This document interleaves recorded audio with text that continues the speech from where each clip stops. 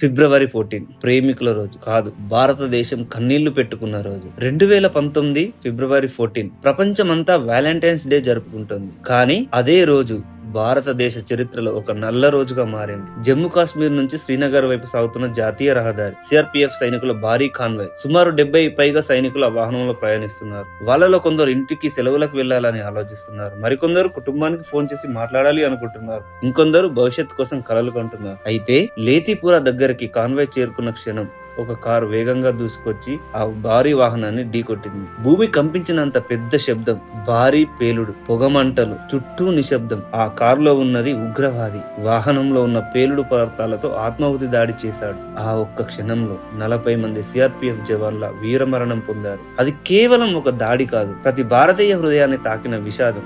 దేశం మొత్తం షాక్ అయింది. ప్రతి ఇంట్లో కన్నీళ్లు, ప్రతి మనసులో కోపం, ప్రతి గుండెలో ఒకే మాట: మేము మరిచిపోము, మేము క్షమించము. ఆ రోజు ప్రేమికుల రోజు కాదు, భారతదేశం తన వీరులకు కన్నీళ్లు అర్పించిన రోజు. దేశం కోసం ప్రాణాలు అర్పించిన ఆ వీరులకు మన వందనం, అభివందనం. జై హింద్.